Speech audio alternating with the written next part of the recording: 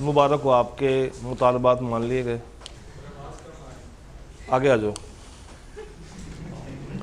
आवाज़, इस कमरे में एम्पलीफायर की फैसिलिटी तो मेरा ख्याल से नहीं है। चलिए मैं थोड़ा सा और लाउड बोल देता हूँ। अस्सलाम वालेकुम। मुबारक हो, आप सबके मुतालबात मान लिए गए। कल की क्लास के बाद बहुत सारे बच्चे एहतजाज रिकॉर्ड करते हुए आए। उन्होंने कहा कि सर कमरा छोटा है, हम पढ़ना चाहते हैं, हमें पढ़ाएं। हमने कहा हम अपनी लाइब्रेरी को आपके लिए कुर्बान कर देते हैं। हम लाइब्रेरी रूम 1 में ले गए हैं और आपको एक बड़ा हॉल अवेलेबल कर दिया। कल घर जाके आप लोगों ने क्या क्या कवर किया? कुछ पढ़ा? घर जाके चैप्टर 2 को रिवाइज़ किया? कहाँ तक रिवाइज़ किया? कितना रिवाइज़ कर लिया? सारा? पक्की बात है? कितने सवाल लिख के किए? 6 की मेरे पास एक फिगर आई है। और कोई ऐसा नौजवान जिसने 6 सवाल लिखे हों? 6 पूरे 6 लिखे हैं? किसी ने 7 लिखे हों? किसी ने 8? नहीं, चैप्टर की बात नहीं हो रही। किसी ने 8 लिखे हों? किसी ने 4 सवाल लिखे हों? गुड। किसी ने 3 सवाल लिखे हों? आई कैप वर्बल एग्जाम करता है या रिटर्न में करता है? तो रिटर्न का मतलब क्या था कि घर जाके जो सीखा है उसको कागज़ पे ज़रूर आपने उतारना है, चाहे वो कंटेंट हो चाहे वो क्वेश्चंस हो। चैप्टर 3 पूरा कवर करके आ गए। क्या रह गया? एक अच्छा बच्चा अगर मुझे बताए। एक्सेप्शंस रह गई हैं, वो गिफ्ट वगैरह की बातें रह गई हैं, उसके अलावा पूरा कंप्लीट है। ठीक है, यानी कि अब मुझे अपने सवालों को थोड़ा सा मॉडिफाई करना पड़ेगा। कोई बात नहीं। एक चीज़ जो कल हम लोगों ने सीखी थी वो क्या थी कि आई कैप में how many types of questions there are? 3। मुसर भाई पंखे बंद करवा दें, आवाज़ नहीं जाएगी पीछे। ठीक, तो 3 तरह के सवाल थे। टाइप 1 सवाल कौन सा होता है? Straight forward question. इसमें क्या करना होता है? You have to just write the law. Type 2 सवाल कौन सा होता है? Seems logical. मुझे सीम्स लॉजिकल की कोई 2 फीचर्स आप लोगों से चाहिए। ये सवाल कैसा होता है? ऊपर एक उसने सिनेरियो क्रिएट किया होगा, नीचे जो रिक्वायरमेंट होगी that would be a plain simple requirement. और टाइप 3 सवाल कौन सा होता है? लॉजिकल सवाल, प्योर लॉजिकल सवाल, जिसमें आपसे डिटरमिन करवाया जाएगा कि क्या ये वैलिड कॉन्ट्रैक्ट है, जिसमें आपसे डिटरमिन करवाया जाएगा कि क्या लायबल बंदा है या नहीं है, जिसमें आपसे डिटरमिन करवाया जा सकता है कि बताएं ब्रीच हो रही है या नहीं हो रही, परफॉर्मेंस हो रही है या नहीं हो रही। शुरू करते हैं सर, कल वाले पैटर्न को कंटिन्यू करेंगे। और हमारे पास स्ट्रेट फॉरवर्ड इस वक्त 4 सवाल आपकी स्क्रीन पे मौजूद हैं। क्वेश्चन 1 देखते हैं, ज़रा बावाज़ बुलंद पढ़िएगा मेरे साथ। What is an agreement? When is an agreement considered to be void? State the circumstances under which the object of an agreement will be considered illegal. आई क्या अपने 1.5 लाइन में 1 सवाल पूछा, 2 सवाल पूछे, 3 सवाल पूछे। ब्रेक करते हैं। पहला सवाल क्या है? What is an? तो इसको क्या करेंगे एग्जाम में? डेफिनेशन। आपने एग्रीमेंट की हेडिंग खोली और उसके नीचे आपने वर्ड बाय वर्ड जो जो अल्फाज याद किए हैं एग्रीमेंट के, आपने उसको एग्जैक्ट कॉपी पेस्ट। तो एग्रीमेंट की डेफिनेशन कौन सुनाएगा अच्छी सी? सुभान अल्लाह। और कोई भाई बहन जी?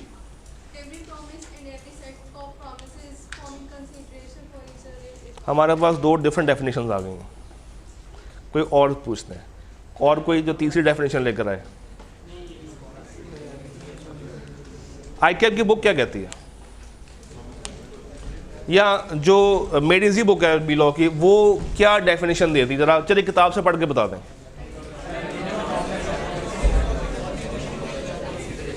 कोई एक भाई अगर एवरी प्रॉमिस और every set of promise forming consideration, तो आप लोगों ने इसको डिफाइन कर दिया। अच्छा 5 नंबर हैं, इसके कितने मार्क्स होंगे आपके ख्याल से? 1 नंबर, ठीक है। When is an agreement considered to be void, क्या पूछना चाह रहा है? Void agreement. तो वॉइड एग्रीमेंट को आप लोग कैसे डिफाइन करेंगे? एक ऐसा एग्रीमेंट जो कि बाय लॉ इन्फोर्सेबल नहीं होता। तो 1 नंबर के लिए आपने वो भी बता दिया। अच्छा, क्या इन दोनों को मैं एक सिंगल पैराग्राफ में करूं? नहीं, पहले आपने क्या लिखना है, उसके बाद वॉइड एग्रीमेंट। आगे आ जाएं, स्टेट द सर्कमस्टांसेस जहां पे इसको हम इलीगल करार दे सकते हैं। ये क्या पूछना चाह रहा है आपसे? टॉपिक कौन सा? कॉन्ट्रैक्ट तो कर ही नहीं है, टॉपिक कौन सा? लास्ट वाला। कब एक एग्रीमेंट को हम लोग इलीगल बुनियादों पे वॉइड करार दे सकते हैं?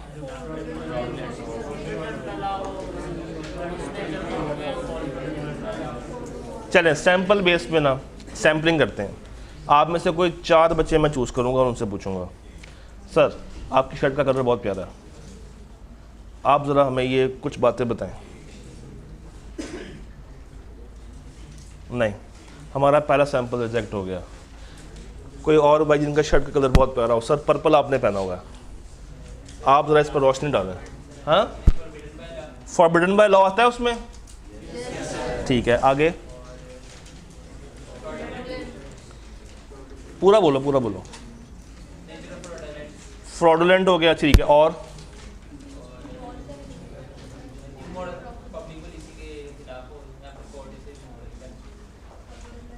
पक्की बात है?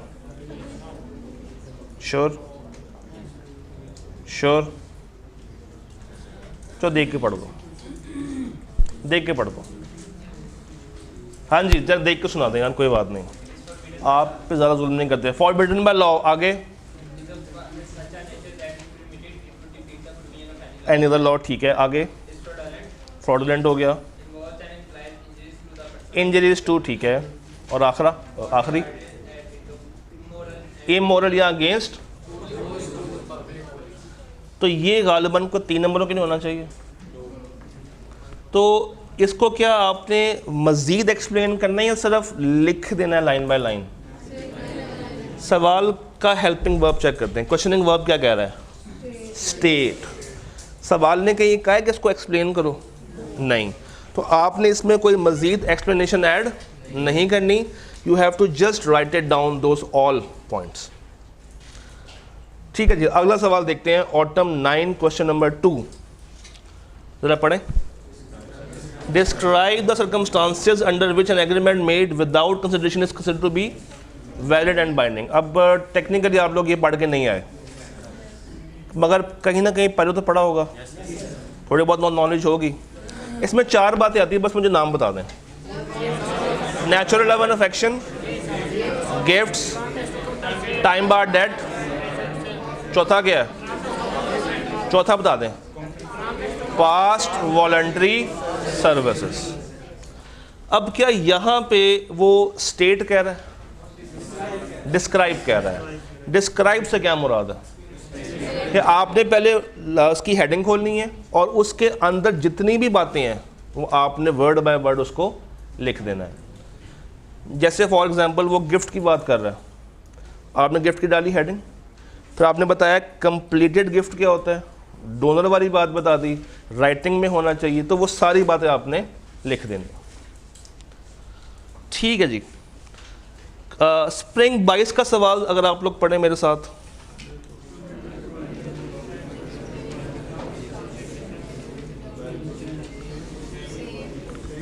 है ना मजे की बात?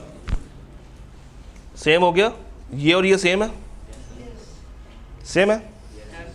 इसका मतलब अगेन क्या है कि आईकैप ने जो सवाल 2009 में 7 नंबर के लिए पूछा वो 2022 में, तो इसका मतलब है कि जो हम लोगों ने कल एक रूल सेट किया था उस रूल को आज भी पूरा किया जा रहा। क्वेश्चन 3 ज़रा मुझे मज़े का लग रहा है, पढ़ेंगे?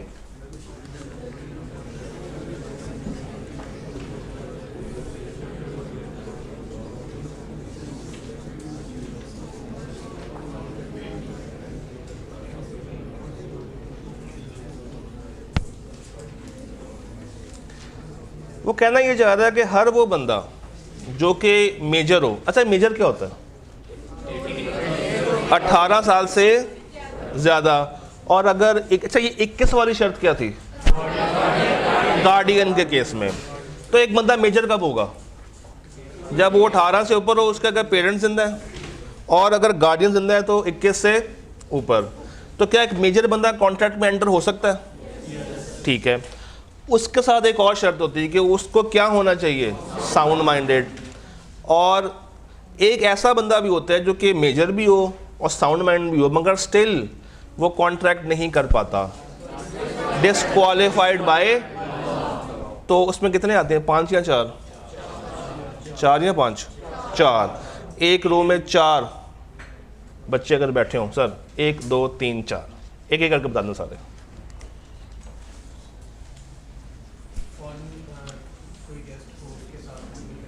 गेस्ट का वर्ड नहीं है, एम्बेसडर। ठीक है जी। ब्रुकलिन, अगला पॉइंट।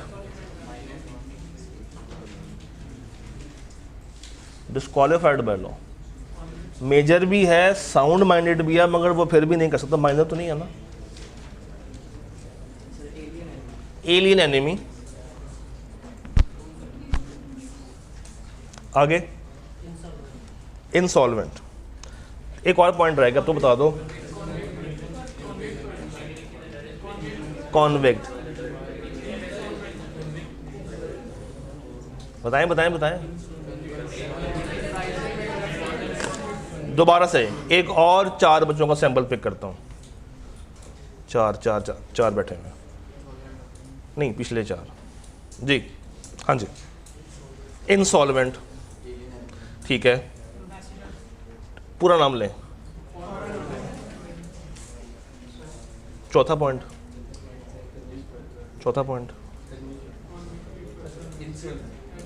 वो तो हो गया पीछे से। इंसॉल्वेंट। Convicted person. ये कन्विक्टेड क्या होते हैं? मुल्जिम या मुजरिम? मुजरिम। अब देखें 2017 में 4 नंबर का ये सवाल है, और आपको पता है इसमें बच्चों ने ब्लेंडर क्या किया? Can you guess? एक और लिस्ट भी दी हुई है तकरीबन ऐसी ही मिलती जुलती। वो कहाँ पे दी हुई है कि ये लोग भी कॉन्ट्रैक्ट मेंबर नहीं हो सकते? कुछ ज़हन में आ रहा? हाँ, बच्चों ने क्या किया? पिछली लाइन को इग्नोर मारा। ये मैं नहीं कह रहा है कि आपके एग्जामिनर कमेंट्स कह रहे हैं। बच्चों ने क्या किया? लिखा माइनर नहीं कर सकता। बच्चों ने कहा अनसाउंड नहीं कर सकता, हालांकि उसने सवाल में लिखा है कि माइनर भी नहीं है और वो अनसाउंड भी नहीं है। अब बताएं कि ऐसे कौन से लोग हैं जो कि कॉन्ट्रैक्ट में हिस्सा नहीं ले सकते? अब अगेन यहाँ पे काम क्या आ रहा है? दिमाग। और दिमाग में वो चीज़ जो कि आपने तैयारी करते हुए स्टोर की होगी, क्या वो आपको आई कैब में जाके भूलनी चाहिए? नहीं। आपने एक काम करना है, जब आप एग्ज़ाम देने के लिए जाएंगे ना, पहले घंटे में with in the first hour आपने 15 मिनट जो शुरू का रीडिंग टाइम है ना, उस 15 मिनट में कुछ नहीं करना, सिर्फ हाईलाइट कर लेने वो सवाल जो कि प्योर क्रैमिंग है, यानी कि टाइप 1 वाले। उसमें कौन कौन से आपको बाय डिफ़ॉल्ट मिल जाएंगे? चैप्टर 1 मिल जाएगा, लीगल सिस्टम। चैप्टर 16 मिल जाएगा, 17 18 मिल जाएगा। और हर चैप्टर का कोई ना कोई एक आधा रट्टे वाला सवाल आया होगा, जैसे ये आ रहे हैं, जैसे कल वाले सवाल थे। चैप्टर 15 जो है चेक्स वाला, वो भी तकरीबन रट्टे के बेस पे आंसर हो रहा होता है। पार्टनरशिप का चैप्टर 11 तकरीबन क्रैमिंग बेस्ड है। फिर आगे जाके 5 और 8 भी क्रैमिंग है, 9 10 भी क्रैमिंग है। अब 9 को मिक्स भी कर देता, खैर तो 10 प्योर क्रैमिंग है। वो सवाल तलाश करके पहले घंटे में 30 से 40 नंबर अपने पक्के करने हैं। अगर आप वो पहला घंटा सरवाइव कर गए, 30 से 40 नंबर के आपने स्ट्रेट फॉरवर्ड क्वेश्चंस पहले घंटे में अपने आंसर शीट पे लिख लिए, यकीन मानिए आपको पास होने से कोई नहीं रोक सकता। क्योंकि देखें, सिंपल सी मैथ है। अज्यूम कर लेते हैं 35 नंबर का पेपर क्रैमिंग बेस्ड आ गया, टाइप 1 आ गया। 35 में से कितने ले सकते? 35 पूरे नहीं आएंगे। 25 से 30 के दरमियान आ सकते हैं। ऑन एवरेज 27 कर लो। चले, अब पास होने के लिए कितने मार्क्स चाहिए? 23 चाहिए ना। 27 तो आ गए हैं। फिर आएगा टाइप 2। टाइप 2 भी कोई अराउंड 15-20 नंबर के सवाल होंगे। तो उस टाइप 2 में से फर्स्ट करें 20 मार्क्स के सवाल आ गए टाइप 2। 20 में से यार बहुत ही, अगर कोई एवरेज भी हो 10 भी नहीं हासिल कर पाएगा। कितने हो गए? 37। अभी मैं लॉजिकल पे नहीं जा रहा। एमसीक्यूज कितने हैं? 10 ले लेंगे। कितने हो गए? 47 हो गए। 3 नंबर आपने हासिल करने और अभी भी आधा पेपर पड़ा हुआ। ये ट्रिक है बी लॉ का पेपर पास करने का। आपका पहला घंटा बहुत स्ट्रांग होना चाहिए। टेस्ट मैच का भी देखा है, वो भी सेशन बाय सेशन चलता है। तो सेशन 1 यानी कि फर्स्ट आवर अगर आप सरवाइव कर गए, रट्टे वाले सवालों से मैक्सिमम नंबर निकाल, बच्चा ना घबराता है यार लगाना पड़ेगा, हाँ लिखने वाला हो तो मैं लिख लूँगा, तो ना उससे रट्टा लगता है और ना उसे लिखा जाता है। वो जस्ट अपने आप को एक दिलासा दे रहा होता है कि यार रट्टा ना लगाना पड़े, मैं तो सेल्फ राइटिंग करने वाला शख्स हूँ।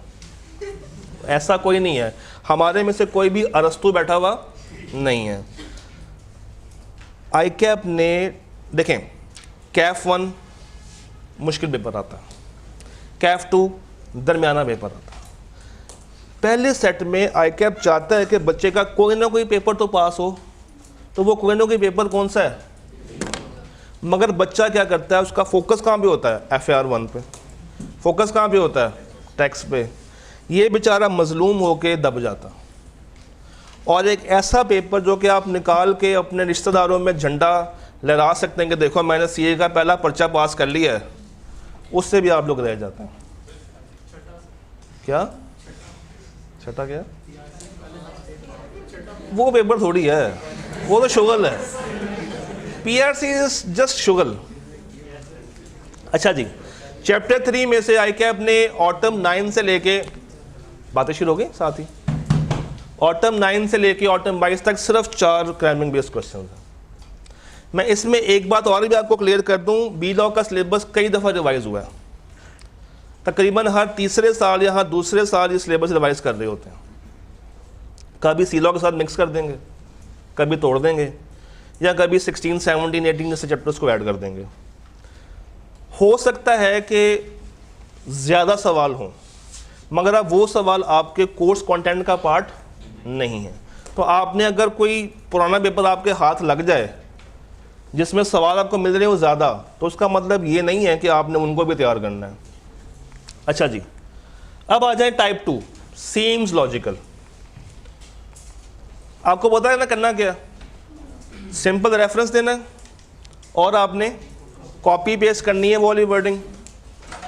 रिटेंशन ज़रूरी है और आपने जो तैयार रट्टे वाला किया हुआ है वो उठा के आपने लिख देना, मगर सिनेरियोस को लिंक करने के साथ। हमारे पास 3 सवाल हैं, आप लोगों ने पहले क्वेश्चन नंबर 6 करना है। Go ahead. मैं कोशिश करता हूँ कि थोड़ा सा मज़ीद जूम वो कर सकूँ।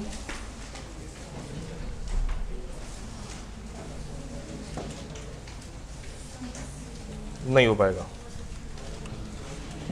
अगर आपके पास बुक है तो ऑटम 12 क्वेश्चन नंबर 3B है, ऑटम 12 का क्वेश्चन नंबर 3B अगर आप बुक रखते हैं अपने हाथ में तो, एंड आई अज्यूम कि बुक होनी चाहिए वैसे आपके पास।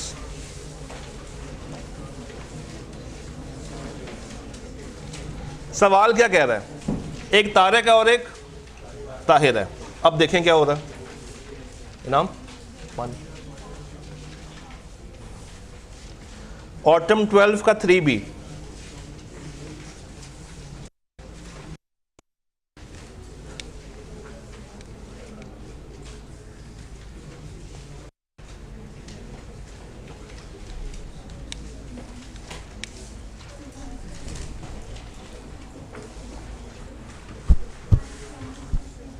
ये तकरीबन कल वाले एक सवाल से मैच कर रहा है। कल जो हमने देखा था 10% और 15% डिस्काउंट, तकरीबन वैसा ही बना हुआ है। सवाल ये है, तारिक प्रॉमिस टू पे Tahir for his services what ever the amount he thinks reasonable. जब पैसे दिए गए तो ताहिर ने कहा यार ये तो कम है, वो डिससेटिस्फाइड हो गया। बताएं क्या उसके खिलाफ केस हो सकता है? What is the reason? Consideration certain नहीं है। तो शुरुआत कैसे करेंगे? लॉ लिखें, as per the contract act given consideration in a contract must be certain, लिख दिया। अब आ जाए नीचे, as per the scenario, as per the, जो पार्टी कंसिडरेशन डिसाइड कर रही है वो सर्टन नहीं है, और सर्टन कंसिडरेशन एक वैलिड कॉन्ट्रैक्ट का अहम हिस्सा है। देयरफॉर ये कोई वैलिड कॉन्ट्रैक्ट नहीं बना, एंड चूंकि वैलिड कॉन्ट्रैक्ट ही नहीं बना तो कोई भी बंदा किसी को लायबल नहीं है और कोई केस नहीं किया जा सकता। क्वेश्चन नंबर 5 पढ़ें। Autumn 11 question number 3C। Reference दे रहा हूं, ऑटम 11 क्वेश्चन 3C, अगर आपके पास बुक है तो।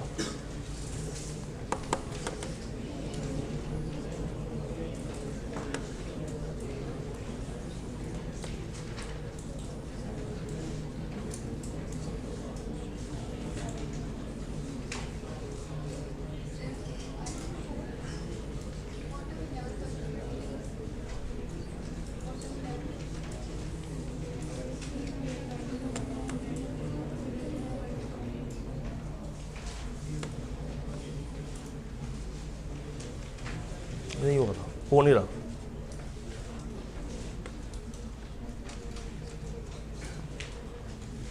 बुक है? बुक नहीं है? एक्स्ट्रा बुक है किसी के पास? किसी भाई के पास बुक हो जो कि पढ़ सामने से रहा हो, मगर बुक है, दे दो भाई को। नहीं नहीं, बस सवाल पढ़ना था, लिखवाऊंगा मैं अगला सवाल। हाँ जी, सवाल में क्या हो रहा है? एक बंदा बहुत मजबूर है, उसको पैसों की ज़रूरत पड़ी है। उसके पास एक बाइक है, बाइक की मार्केट वैल्यू क्या है? 50,000।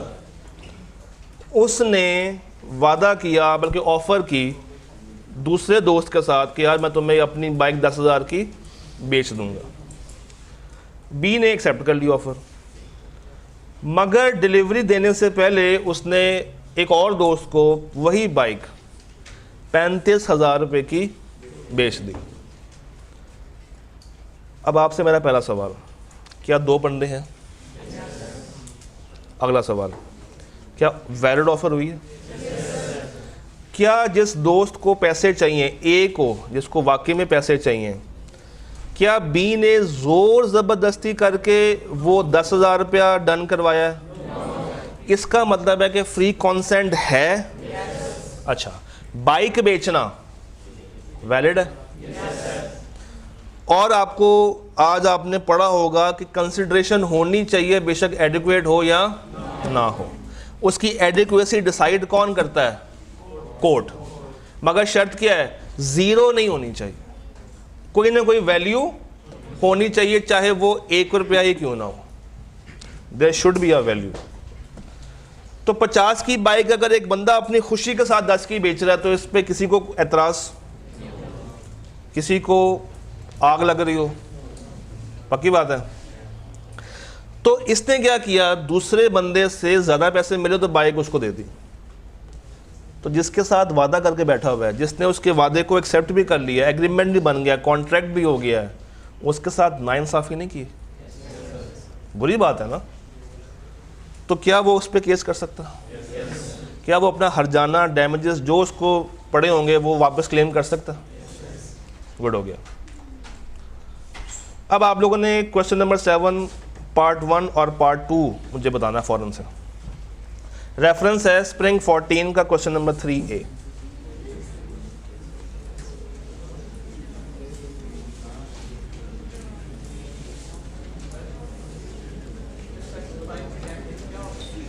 हाँ, क्या हो सकते हैं? जितना मिस्टर बी को नुकसान हुआ होगा डिले का, हो सकता है कि उसने ए से बाइक लेके एक्स को बेचनी हो, तो जब ए से बाइक नहीं मिली तो क्या वो एक्स को बेच पाएगा? नहीं। इसका मतलब है कि जितना उसको आगे से नुकसान है, एक तो वो मिलेगा ऑर्डिनरी, वो स्पेशल है, स्पेशल को कम्युनिकेट करना होता है, ऑर्डिनरी बाय डिफ़ॉल्ट मिल जाते हैं। फिर जितना ये केस करेगा, जो केस का खर्चा होगा अदालत से वो भी क्लेम करवा सकता है। जितना इसका टाइम लगा है, जो उसका टाइम ज़ाया हुआ है, उसके अगेंस्ट पैसे भी ले सकता है। तो ये 3 चीज़ें ये रिकवर कर सकता है।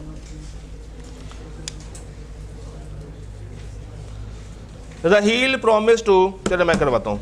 इन February 14 एक बंदे ने प्रॉमिस किया दूसरे बंदे के साथ कि वो 3 लाख देगा against a debt of 5 lakh which was due for payment in March. अच्छा, आप टेक्निकल पॉइंट सुनिएगा। पेमेंट कब से ड्यू है? 2010 से। सवाल किस अटेम्प्ट का है? 2014। और क्या पेपर मार्च में हो रहा है? स्प्रिंग है ना, तो मार्च में हो रहा होगा। और यहाँ पे महीना कौन सा था? 2010 की मार्च से 2011 की मार्च, 12 की मार्च, 13 की मार्च, और तो कम से कम 4 साल हो गए इस डेट को। टाइम बार्ड हो गया।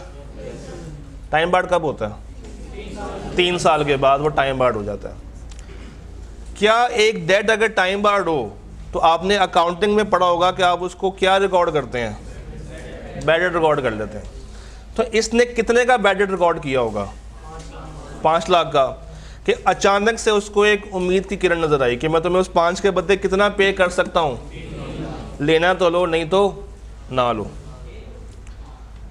तो एक बंदा टाइम बार्ड डेट जो कि ड्यू था बहुत पुराना, उसके अगेंस्ट कम पैसे देने पे तैयार हो गया। टॉपिक कौन सा है चैप्टर 3 में से? एक्सेप्शंस। तो आपने कुछ नहीं करना, सिर्फ वो जो एक्सेप्शंस के ब्लॉक के अंदर बातें लिखी हुई हैं वो उठा के पहले लिख देनी है। कब एक टाइम बार्ड डेट वैलिडेट होगा? जब वो राइटिंग में आ जाए और साइन वाले पॉइंट, वो बातें लिख दी आप लोगों ने। उसके बाद आपने ये बताना है कि ये अगर कम पैसे भी दे रहा है। अच्छा, ये भी आप लोगों ने कहीं ना कहीं पढ़ा होगा, एक लीगल राइट के अगेंस्ट अगर कम पैसे भी दीजिए तो दूसरा बंदा मान लेता है। मैं आपको 2 ऑप्शंस देता हूँ, ये रेमिशन है या वेवर है?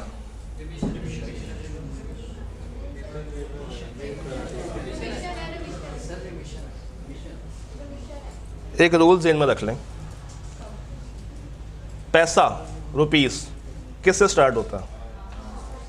तो अगर ज़्यादा पैसे की जगह पे कम पैसे दिए जा रहे हों, पैसे छोड़े जा रहे हों, तो वो रिमिशन है। आर से रुपीस और आर से रिमिशन। और अगर गुड्स कम दिए जा रहे हों, कोई लीगल राइट कम दिया जा रहा हो, तो वो वेवर होता है। तो सर यहाँ पे 3 नंबरों के लिए वो टाइम बार्ड डेट के अंदर जितनी बातें लिखी हुई हैं वो लिख देनी है लॉ के अंदर। नीचे आपने बताना है कि ये उस वक्त वैलिड होगा जब ऊपर वाली कंडीशंस मीट हो रही हैं। अब पॉइंट 2 करें।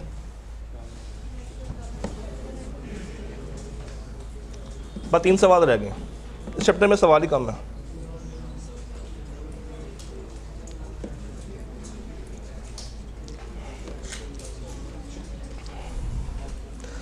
शाजिया ने प्रॉमिस किया कि वो अपने भाई को लाख रुपया देगी फॉर यूनिवर्सिटी। भाई क्या ब्लड रिलेशन है? ओके, नेचुरल लव में डालूं या गिफ्ट में डालूं? तो क्या करेंगे, नेचुरल लव वाली बात लिख लेंगे, उसके नीचे शाजिया वाला पॉइंट लेकर आएंगे कि ये उस वक्त वैलिड है जब ऊपर वाली सारी कंडीशंस मीट हो रही हैं। चलो जी, अब आए जरा प्योर लॉजिकल पे। 3 सवाल हैं। अगेन लॉ,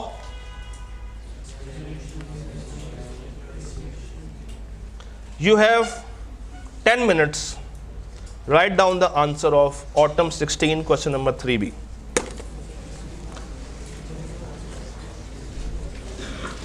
मैं इसमें आपको एक पहले हिंट दे दूं, सुन लें, एक पॉइंट पहले सुन लें। आई कैप क्या करता है? नेचुरल लव अगर हो भी रहा हो ना, अगर नेचुरल लव सवाल में एग्जिस्ट कर रहा हो तो उसको वो डबल आंसर करता है। नेचुरल लव से भी देता है आंसर, गिफ्ट से भी देता है। तो आपने भी दोनों से इसका आंसर निकालना है। Your 10 minute start now. कोई बात नहीं, किताब है ना, किताब तो है ना। मुझे तो आपकी ड्राफ्टिंग चेक करनी है। अज्यूम कि आपको आता है, अज्यूम कि आपको आता है। कभी ना कभी कहीं ना कहीं तो पढ़ा होगा, इससे पहले पढ़ा होगा। तो मैं इतनी तो आप पे रिलायंस कर सकता हूँ।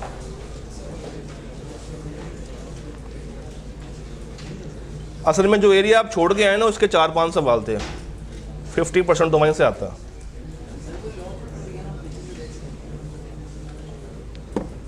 ये सहूलत सिर्फ आज के लिए वैलिड है।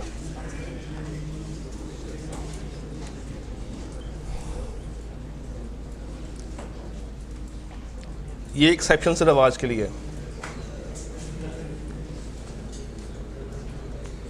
कोई बात नहीं, थोड़ा सा माहौल आपको पता है, बाहर भी हबस वाला हुआ है, गुजारा करें। जब भी इल्म की राह में तकलीफ़ आए ना, समझिएगा कि आप सही राह पे सही तालीम हासिल कर रहे हैं। इसी खुशी में आप लोग मुझे चिप्स खिला रहे हैं। चले जी, क्या? हाँ जी, ऑटम 16 क्वेश्चन नंबर 3B आपका रेफरेंस है।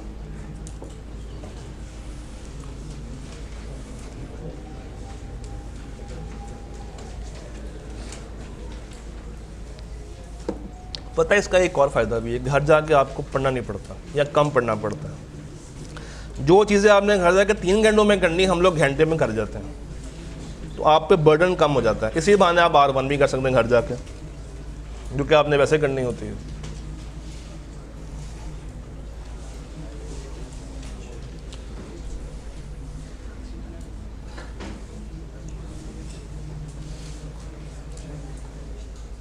फोकस यहाँ पे ले आओ।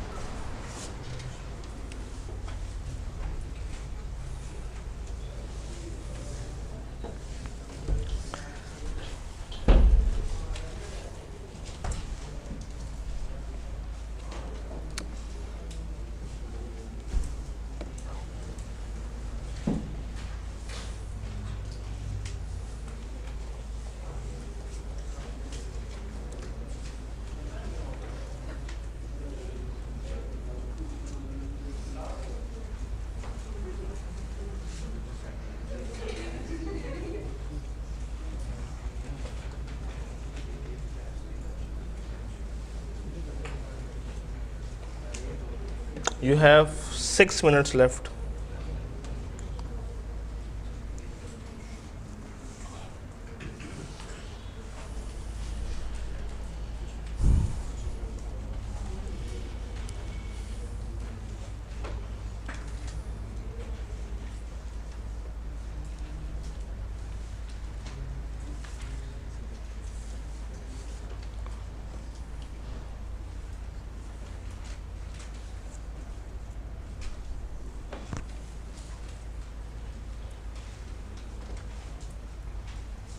जितना हमने पूरे 5 महीने में लिखा है मैंने आपसे लिखवा देना उतने 12 दिनों में।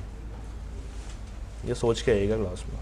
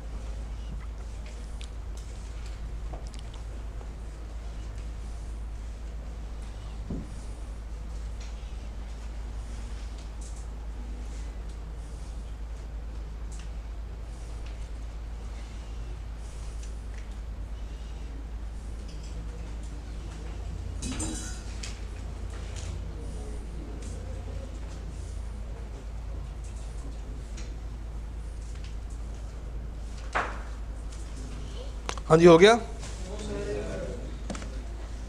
4 नंबर हैं। आई कैप में आपको 6 मिनट मिलने थे, इसके 10 मिनट मैंने दे दिए। तो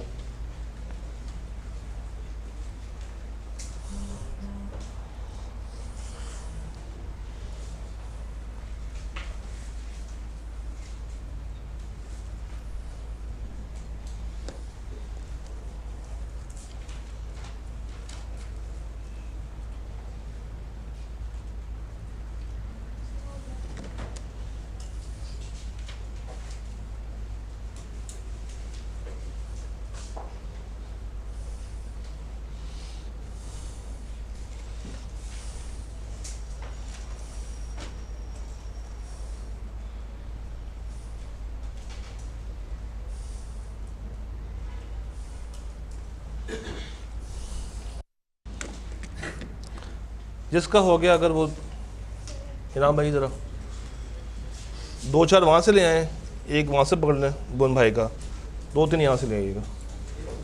आपकी डायरेक्ट ही इतना क्लोज रेफरेंस एग्जाम में साथ लेके जाओ।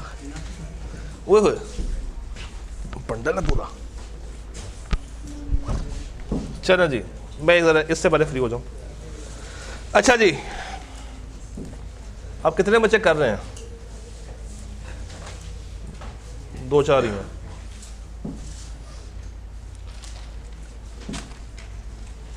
अच्छा जी, under the provisions of contract act 1872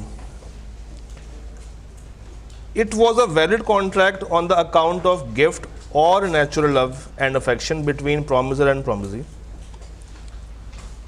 In the given scenario, Mrs. Ikram grandfather Nadeem made offer to on account of natural love and affection as a ठीक है. Now Nadeem cannot refuse to pay amount of 1 million, hence नहीं. सबसे बड़ा blunder जो आपने किया, आपने ना नेचुरल लव की बात पूरी बताई है, ना आपने गिफ्ट की बात पूरी बताई है। वो रिटर्न वाली बात ही नहीं बताई कि ये कब वैलिड हो सकते हैं, जो इनके अपने एसेंशियल्स हैं वो यहाँ पे आपने कहीं पे मेंशन नहीं किया। आप ये बताते हैं कि भाई on the ground of natural love ये चीज़ें पूरी होनी चाहिए थी, फिर ये वैलिड होता है। और अगर इसको हम गिफ्ट की तरफ लेके जाएं तो ये इसकी 2-3 बातें पूरी करो और उसके बाद मैं उसको वैलिडेट करूँगा। तो ये बात आपने उसको बिल्कुल भी बताई नहीं। जी जी हाँ, ये एक सवाल आई वॉज एक्सपेक्टिंग कि आप में से कोई ना कोई करेगा। अब ICAP ने क्यों इसको डबल आंसर किया हुआ है ये समझने की ज़रूरत है, क्योंकि ये दोनों जगह पे फॉल करता है। देखो, क्या आप अपने ब्लड रिलेशन को गिफ्ट नहीं दे सकते? और गिफ्ट गैरों को भी दिया जा सकता। इसका मतलब है कि जब आप नेचुरल लव एंड अफेक्शन की बात करते हैं तो बाय डिफ़ॉल्ट उसमें गिफ्ट वाली प्रोविजंस आ जाती हैं। और मज़े की बात यह है कि दोनों केसेस में जो कंडीशंस हैं वो सेम है, उसमें कोई चेंज नहीं है, बिल्कुल सेम है। तो आप अगर एग्ज़ाम में किसी एक एंगल को सामने रखें तो फिर आप एक सिर्फ नोट दे दें कि हम इसको इस प्रोविजन के तहत आंसर कर रहे हैं। और ICAP में 2 के तहत क्यों लिखा हुआ है? क्योंकि बच्चे दोनों तरफ जा सकते हैं। ICAP ये एक्सपेक्ट नहीं कर रहा कि आप भी दोनों आंसर देंगे। ICAP अपने एग्जामिनर को ये बता रहा है कि अगर एक बच्चे ने गिफ्ट के मुताबिक आंसर किया है वो भी ठीक है, और अगर एक बच्चे ने नेचुरल लव के मुताबिक आंसर किया है वो भी ठीक है। बट आई वॉज एक्सपेक्टिंग कि आप डबल आंसर दें ताकि मैं दोनों बातें आपकी चेक कर सकूँ। अच्छा जी, नहीं वो नहीं कटेंगे। गिफ्ट और वो कंप्लीट कब होगा? वही कंडीशंस। अच्छा जी, ये शुरू कहाँ से हो रहा? Love and affection as agreement between as agreement made without consideration is void, but in this situation the agreement becomes valid by approaching the condition. ये किसका है? ये what is this approaching the conditions? Approaching का word नहीं आना चाहिए, आप इसको फुलफिल लिख लो तो approaching is not the right word. These are the ठीक है expressed in writing registered under law between parties having near relation. The agreement is also is गायब है, ठीक है। In the given scenario Nadeem, नीचे वाली बात ठीक है। अच्छा, रिटर्न के स्पेलिंग क्या होते हैं? सिंगल या डबल?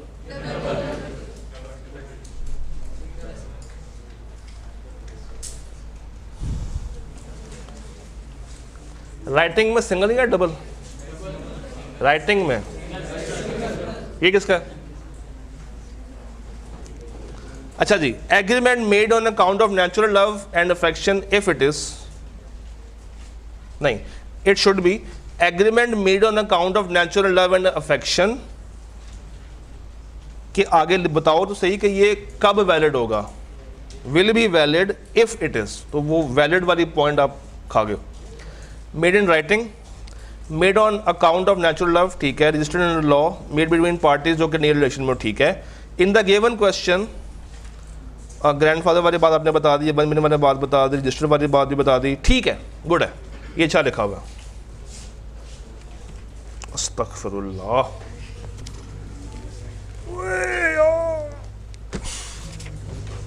यहाँ तो ये रोस्ट्रम गिरेगा। चलें, कोई बात नहीं। Agreement made on account of natural love and affection, ठीक है। राइटिंग में हो, रजिस्टर्ड हो, पार्टीज का नियर रिलेशन हो, इकराम वाली बात आपने कर दी है। ये किसका है? बोलो खोई पे, ये किसका है यार? ये किसका है? अपनी राइटिंग कौन पहचानता है? खलाई मखलूक का तो नहीं, किसी न्यूट्रल पार्टी का तो नहीं है। मैं काउंटडाउन करूंगा, अगर किसी ने हाँ में इसका आंसर ना दिया तो ये मेरा है फिर आज से। 3, 2, 1। ये है किसका है? उसामा शौकत, नाम भी उसामा है। चैप्टर 8 में याद है एक कॉन्सेप्ट होता है, नहीं, फाइंडर ऑफ। तो मैंने आपको ढूंढने की बहुत कोशिश की, आपने सर जी इंक्वायरी के स्पेलिंग बता दें। इंक्वायर के स्पेलिंग क्या होंगे? कल भी यही मसला आया था, जो उन्होंने की थी गलती, आज आपने वही मिस्टेक की, बाकी लिखा अच्छा हुआ है जी। अच्छा जी, एक और सवाल करते हैं, उसके बाद बाकी सवालों पे आऊँगा। हाँ जी, कभी कभी आएगा, बहुत ही ज़्यादा जज्बाती हुआ ना तो नंबर काटता है। As per the contract act 1872, agreement made on completed gift, ये क्या लगी, किसका है? चलो अब ये भी नहीं मिलेगा मुझे, ये किसका है भाई? एक सेकंड, कौन है सर जी? आपने क्या लिखा है, मैं पढ़ के बताता हूँ। Agreement made on completed gift, gift or property, ये दो गिफ्ट आपने तो इकट्ठे कर दिए, कोई जस्टिफिकेशन नहीं है। Gift or property given, property तो नहीं है, गिफ्ट कभी भी प्रॉपर्टी में होता है या और भी चीज़ें गिफ्ट कर सकते हो, तो प्रॉपर्टी वाला वर्ड गलत है। Any gift without consideration is valid when it is completed, transferred, return and registered. However Mrs Ikram would be able to recover the amount from Nadeem, Nadeem का एन आपने स्मॉल लिखा हुआ, मैंने कल भी ये कहा था कि should be capital. If gift or completed, gift के साथ इज लगाओ या गिफ्ट्स लिखो, और ट्रांसफर्ड, रिटर्न एंड रजिस्टर्ड। आपने भी एक गलती की जो मैंने कल आपको बताया था, ये सिंगल पैराग्राफ में लिखा हुआ। अब जब एक चीज़ सिंगल पैरा में आ गई ना, मैं डिस्टिंग्विश नहीं कर सकता कि लॉ कहाँ पे है, एक्सप्लेनेशन कहाँ पे है और डिसीजन कहाँ पे है। किस तरह लगाएंगे? पैराग्राफ में लगाएंगे यारो, तो उस तरह बेशक लगा लें, ये हेडिंग खोल लें, एक पैरा ना करें, नहीं एक पैरा ना करें, हेडिंग खोल लें आप सिंपल, हाँ लाइन छोड़ दें। अच्छा जी, बाकी सवालों में मैं बाद में आता हूँ। मुझे बताइए क्वेश्चन नंबर 9, क्या ऊपर वाले की कॉपी लग रही है आपको? जरा पढ़ें। स्प्रिंग बीस का 3B, स्प्रिंग बीस का 3B, ऊपर इकराम है, नीचे मुनीर है, ऊपर ग्रैंडफादर का रिश्ता है, नीचे चाचे का रिश्ता या ताए का रिश्ता होगा, ऊपर 1 मिलियन है, नीचे 2 मिलियन है। आप मुझे बताएं क्या नंबर भी सेम है और करीब करीब के हैं? 17 पूरा गुजरा होगा, 18 पूरा गुजरा होगा, 19 पूरा गुजरा होगा, पूरे 3 साल गुजरने के बाद आई के सवाल रिपीट किया। पूरे 3 साल गुजरे और आई के अपने सवाल उठा के रिपीट कर दिया। अच्छा जी, सर जी आपने क्वेश्चन नंबर 11 मुझे बताना है। जिनके तो कागजात मेरे पास आ चुके हैं वो दिमाग में कर लें, जिनके कागजात नहीं आए वो लिख लें, मैं तब तक इनको वेरीफाई कर दूं। क्वेश्चन 11 आप लोगों ने करना। You have 5 minutes. ये हो गया था, ये दे दो यार। ये किसका था?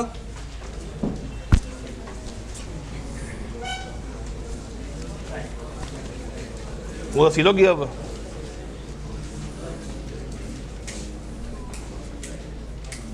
ये कोर है या केस है? मुझे पढ़ने में कोर लग रहा है ये।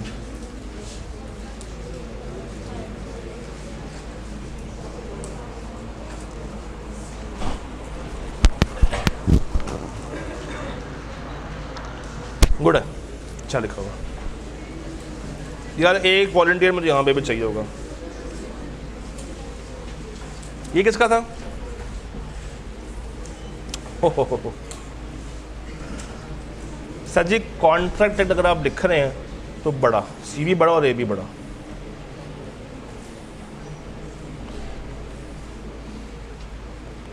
सारे बताने की ज़रूरत नहीं है।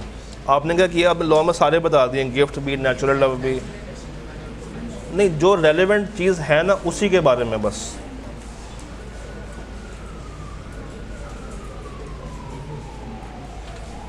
नीचे ठीक है, बस ऊपर वाला सही कर लें यार। ये पीछे बात करना 1000 साल पीछे। ये किसका था आपका?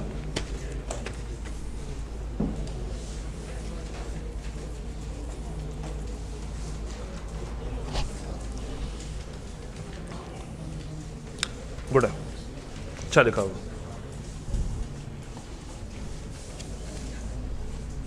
ये किसका था?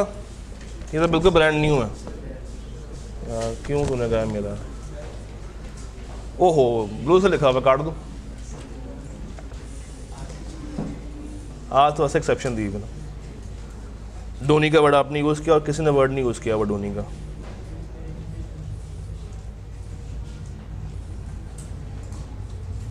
हेडिंग दे दो, हेडिंग, बाकी ओके। हेडिंग अगर दे दोगे ना तो और अच्छा हो जाएगा। हाँ जी,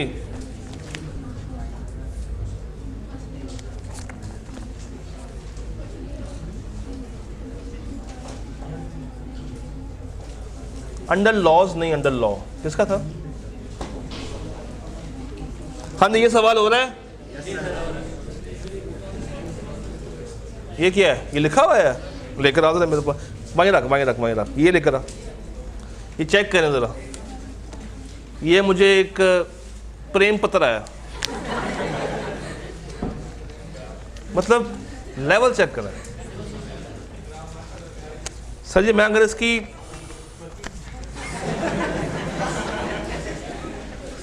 मैंने तो कुछ कहा ही नहीं। ये है किसका वैसे? साइड मुझे देना, इनाम साइड देना। कहाँ से आए हो? जेब में कितने पैसे? सही से बताना, जेब में कितने पैसे हैं इस वक्त? कितने पैसे हैं जेब में? मैं आपको एक नया रजिस्टर बाय कर दूं अगर आप कहते हो तो। अच्छा जी, चलो जोक्स अपार्ट, ही सवाल कर लें यार, कोई बात नहीं, हमारे भाई हैं वो भी।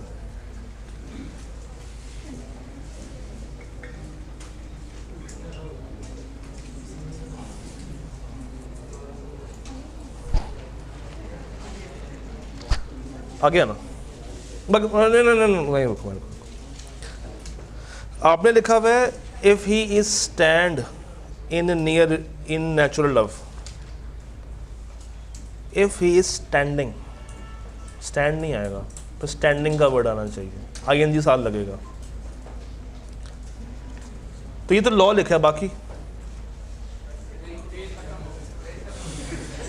नहीं। बैक साइड थी भाई के पास। चलो मैं इस पे विद लव कर देता हूँ।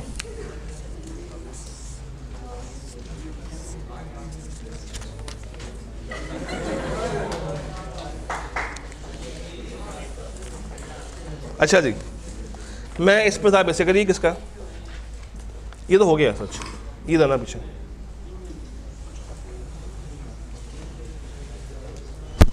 ये किसका था? स्माइली वाला।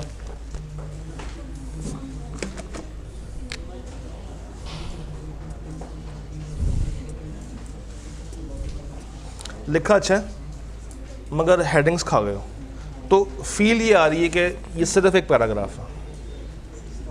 फील ये आ रही है कि ये सब कुछ इकट्ठा लिखा होगा। अब अगर 4 नंबर वाला सवाल हो तो मैं शायद 2 से ऊपर ना जाऊं। और यही अगर आपने खूबसूरत किया होता, हेडिंग 3 जगह पे उसको बताया होता, लॉ अलग करते, वो अलग करते, तो शायद मैं फिर आपको 3.5 दे रहा होता। लिखा अच्छा था, ये मानना पड़ेगा।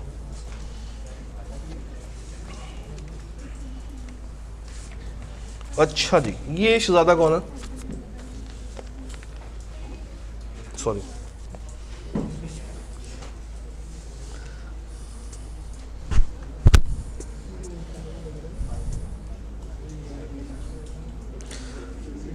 लाइन स्पेसिंग आपने भी उसको इकट्ठा जोड़ दिया। लिखा माशाल्लाह बहुत अच्छा है, बट अगर आप उसको एक स्पेस डाल के अलग कर देती तीनों चीज़ों को तो इट कैन बी मज़ीद बेटर। इनाम? हाँ जी, ये सवाल हो गया, डिस्कस करते हैं। पहले डिस्कस कर लेते हैं। ये वाली वापस से, ये वो मैं कर रहा हूँ। Rahim Khan is a software engineer who runs his own IT firm. He engages many free. ये फ्रीलांसर क्या होता है? ये फ्रीलांसर क्या है? सुना तो आपने बहुत ज़्यादा कि हम लोगों ने फ्रीलांसिंग करनी है, लोग इससे इतने डॉलर्स कमा रहे हैं, ये है वो है। घर वाले भी कहते होंगे बेटा किस काम में पड़ गए हो, जब कुछ कमा के दो हमें। ये क्या होती है फ्रीलांसिंग? ऐसा बंदा जो कि अपनी सर्विस ऑफर कर रहा है मगर वो उस कंपनी का एम्प्लॉई नहीं, तो प्रोजेक्ट बेस्ड काम हो रहा है बेसिकली। अच्छा, इसकी एक सॉफ्टवेयर इंजीनियरिंग फर्म है, आईटी फर्म है, जिसमें उसने बहुत सारे बच्चों को बिठाया हुआ और उनसे काम ले रहा है एज अ फ्रीलांसर। तो उनको डिफरेंट प्रोजेक्ट्स पर लगा देता है। While teaching at the institute, Rahim को एक शख्स मिला, उसका नाम था उसामा, यू के साथ, with specialized graphic designing skills. He collaborated with Osama and submitted a website designing proposal to a prospective. एक बंदा मेजर है, इसका नाम क्या है, और ए कौन है? रूल सिंपल बता दें, अगर एक कॉन्ट्रैक्ट में दोनों हो तो किसके अगेंस्ट मैं उसको इन्फोर्स कर सकता हूं? सिर्फ और सिर्फ। अच्छा जी, आगे क्या कह रहा है? She like the proposal and offered Rahim and Usama to design the website for ₹5 lakh, जिस पे दोनों एग्री हो गए। Rahim and Usama lied to Farah that Usama is 18 years old, हालांकि वो था नहीं, वो था माइनर, और अभी उसकी 18वीं सालगिरह आने में कुछ महीने हैं। बताएं क्या फरा एनफोर्स करवा सकती है अगेंस्ट बोथ? फरा के लिए लाइबल कौन है और रहीम के लिए लाइबल कौन है? किन किन को लगता है कि उसामा लाइबल है? उसामा लाइबल यहाँ पे क्यों? वो माइनर। अब ये कर लें, तब तक मैं बाकी मुकाऊं।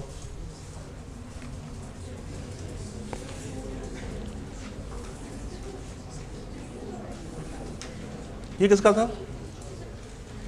ये किसका?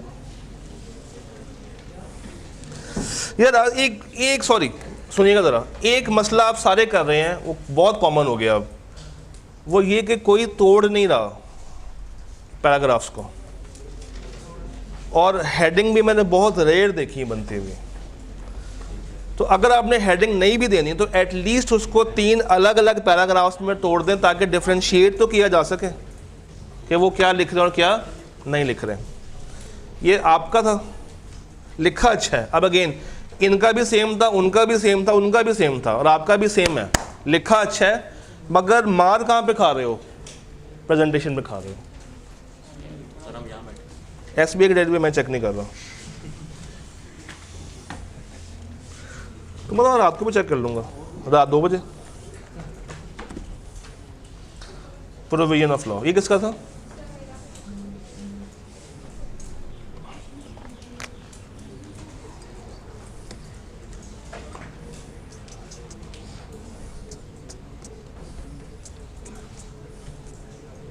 By far the best and complete answer. जनाब आपने काम करना, एक सेकंड, इसको स्कैन करके, और आप लोग ग्रुप में तो है ना, इसको स्कैन करके ना, आप ग्रुप में नहीं हो मेरे ख्याल से, हो दोनों में हो, इसको ग्रुप में डालना आफ्टर स्कैनिंग। ये by far the bestest answer I have received. अच्छा जी, मेरे पास ये कागज़ आया था,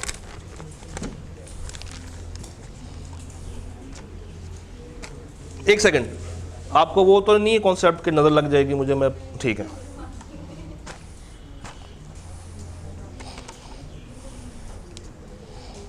ये टॉर्चर कौन है? टॉर्चर लिखा हुआ आपने, अब टू रिकवर बिल्कुल लग रहा है कि टॉर्चर लिखा हुआ। ये है आपका?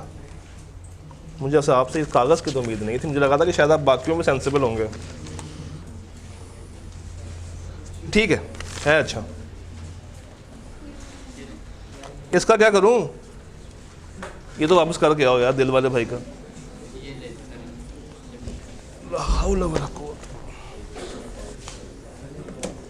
जी, हो गया सवाल? हो गया स्प्रिंग 21? कौन बता रहा है?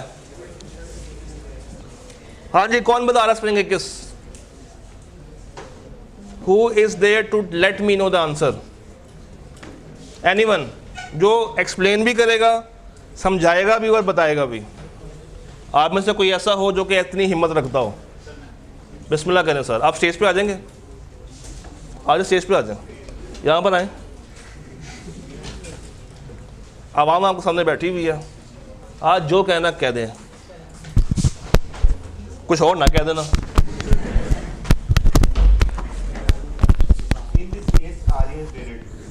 वो पर्सन होता है जो कभी कभी साउंड माइंड होता है, कभी कभी अनसाउंड होता है।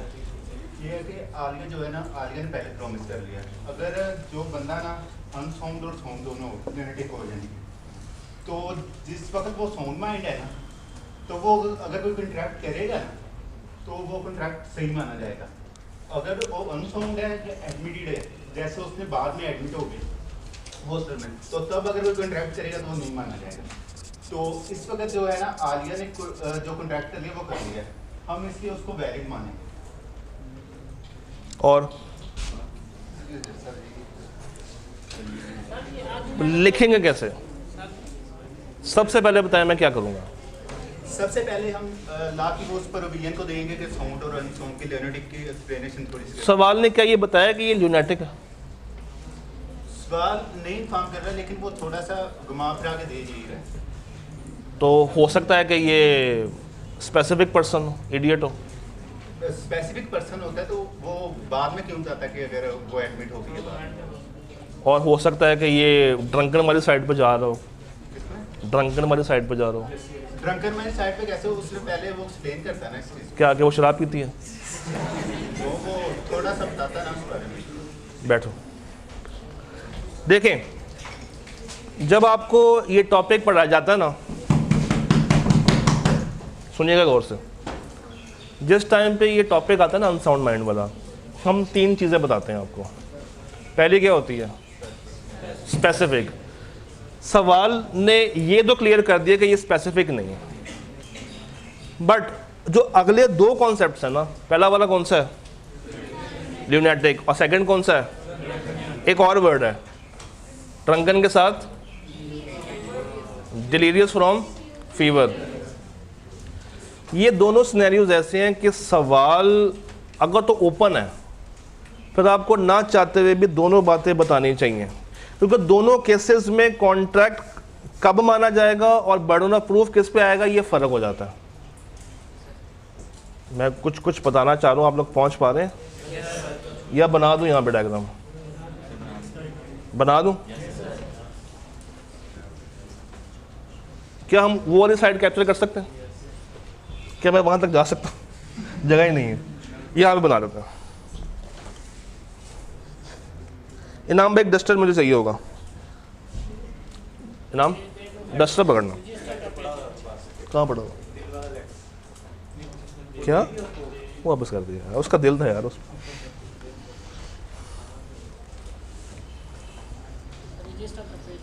हाँ? जुल्म नहीं करना। एक तो आप लोग वैसे ही घर वालों से कहते हैं कि कॉलेज ने फीसें बढ़ा दी हैं, उनसे लेते हैं पैसे ज़्यादा, रजिस्टर आप लोग बाय नहीं करते, और एंड पे क्या होता है? लिया भाई तो यही लिया, मुझे ऑफर होनी शुरू हो गई, यही सही है। अच्छा जी, थीम क्या है? अनसाउंड। अनसाउंड में तीन कैटेगरीज। पहली कौन सी है? Specific person. इसके साथ हो सकता है? नहीं, ये 100% क्या है? वॉइड। ये तो क्लियर है ना?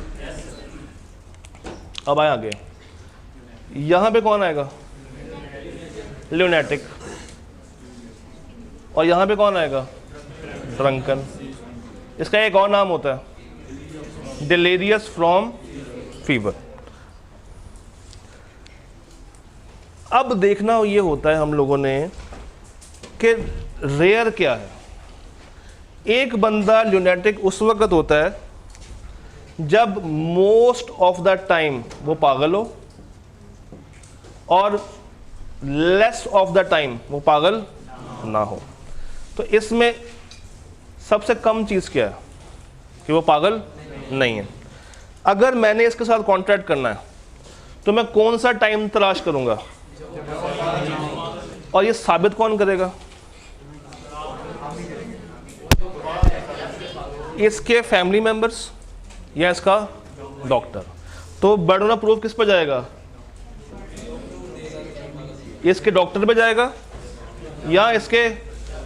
देखिए, अगर मुझे इसके साथ कॉन्ट्रैक्ट करना है तो जब मैं इसके घर जाऊंगा तो सबसे पहले जाके किससे मिलूंगा? इसके पेरेंट्स से या इसकी वाइफ से या इसके डॉक्टर से, और कहूँगा यार मुझे इसके साथ कॉन्ट्रैक्ट करना है, बताओ अभी इसकी मौजूदा कंडीशन क्या है, क्या ये पागल है या पागल नहीं है। इसका मतलब है कि अगर वो मुझे कह रहा है पागल नहीं है तो अदालत में साबित भी कौन करेगा? वही करेगा कि उस वक्त वो पागल था या पागल नहीं था। अब आ जाए यहाँ पे, रूल इसमें ये है, चलें एक आसान मिसाल से लेकर चलता हूँ। मेरे बारे में मेरा दोस्त जाके मेरे घर वालों को कहता है कि ना उसामा जो है ना वो सिगरेट पी रहा था, और मेरे पेरेंट्स को पता है कि मैं सिगरेट नहीं पीता। तो मेरे पेरेंट्स क्या उसकी बात पे यकीन कर लेंगे? नहीं। वो मेरे पे क्या लगा रहा है? इल्ज़ाम लगा रहा है, बहतान लगा रहा है। मेरे पेरेंट्स का पहला सवाल क्या होगा? तुम साबित करो कि अगर तुमने उसामा को सिगरेट पीते देखा है तो कहाँ देखा है, क्या कोई तस्वीर वगैरह है, कोई वीडियो है, साबित करो। यहां पे साबित कौन कर रहा है? ऐसा बंदा जो कि क्या लगा रहा है, जो इल्ज़ाम लगा रहा है। और वहां पे साबित कौन कर रहा है? उसका फैमिली मेंबर या उसका डॉक्टर। तो ये दोनों में फ़र्क है। ड्रंकन और डिलीरियस में बंदा मोस्ट ऑफ द टाइम सही होता है और कम टाइम खराब होता है। अब इस सवाल पे आए। Alia agreed to sell her jewels to Salma at a discounted price. However on the next days जब सलमा डिलीवरी लेने आई तो आलिया का जो भाई है, बीइंग द कस्टोडियन, उसने उसको देने से मना कर दिया और ये कहा कि आलिया को कहाँ पे ले गए हैं। Therefore, her earlier agreement to sell the jewels was not। सवाल ने ये नहीं बताया कि हम इसको यहाँ रखें या इसको यहाँ रखें। तो आपने ये दोनों बातें करनी हैं। आई कैप का अगर मैं आपको सोल्यूशन दिखाऊं तो ज़रा देखें। आलिया का भाई जस्टिफाई कब है? जब Alia was not capable of understanding और वो एक रैशनल जजमेंट पास नहीं कर सकती। अब मज़े की बात है कि चाहे वो ल्यूनेटिक हो और चाहे वो ड्रंकन हो, दोनों में सेम बातें होती हैं, क्योंकि दोनों केसेस में वो बंदा इस काबिल नहीं होता कि वो कॉन्ट्रैक्ट को अंडरस्टैंड कर सके और वो बंदा इस काबिल भी नहीं होता कि वो एक रैशनल जजमेंट पास कर सके। What is rational judgment by the way? Contract को समझ के अपने इंटरेस्ट को सामने रखते हुए उसको एक अच्छी राय देना। If Alia is usually of unsound mind. देखिए सवाल ने घुमा दिया। सवाल ने ये नहीं बताया कि हम ल्यूनेटिक की बात कर रहे हैं, सवाल ने ये भी नहीं बताया कि हम ड्रंकन की बात करें। उसने एक सिंगल वर्ड पकड़ा जो इसका जेनेरिक वर्ड है, वो क्या है? अनसाउंड।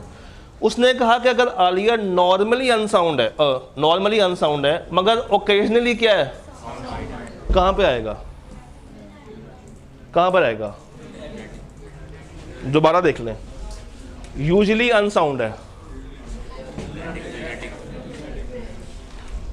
तो इसमें साबित कौन करेगा? भाई, उसका फैमिली मेंबर साबित करेगा कि क्या, कि जिस टाइम पे उसने सलमा के साथ कॉन्ट्रैक्ट किया था उस वक्त वो क्या थी? पागल थी। तभी तो वो ज्वेलरी होल्ड कर सकता है। अदरवाइज अगर वो साबित ना कर पाया तो ज्वेलरी सलमा को देनी पड़ जाएगी। She may enter into a contract when she is of sound mind. However, if she was of unsound mind, the whole agreement would be void. एक हिंट थी सवाल में, बताऊं कहाँ पे? भाई। आप जरा गौर करें, हमने कहा था बीओपी बर्डन ऑफ प्रूफ किस पे होगा? घर वालों पे, फैमिली पे होगा। और यहाँ पे जो इल्ज़ाम लगा रहा है, अब इल्ज़ाम लगाने वाला फैमिली में से हो भी सकता है, और मगर इस केस में फैमिली मेंबर या डॉक्टर वगैरह शामिल होंगे। क्या ज़्यादा एक बंदे ने अगर ज़्यादा कंज्यूम कर लिया है तो उसका दिमाग भी तो ख़राब हो सकता है। और बाद में हो गया, अगर जिस टाइम पे कॉन्ट्रैक्ट हुआ उस टाइम तक कोई मसला नहीं था, सब्सिक्वेंटली हो गया, तो जिस टाइम तक बना था वो वैलिड है, वो दिया जाएगा। एक सेकंड, अभी क्लास खत्म नहीं। हाँ हाँ वो देंगे। हाँ जी, यहाँ तक ओके। कल का है चैप्टर 5 और चैप्टर 8 प्लस ये तो खैर हमने कर लिया याद। यहाँ पे कल मोस्टली एरियाज़ हम लोगों ने डिस्कस करने हैं। जिनके मेरे पास रजिस्टर्स हैं वो रुक जाएं, जिन्होंने मज़ीद चेक करवाना है वो रुक जाएं, बाकी जा सकते हैं। अल्लाह हाफ़िज़।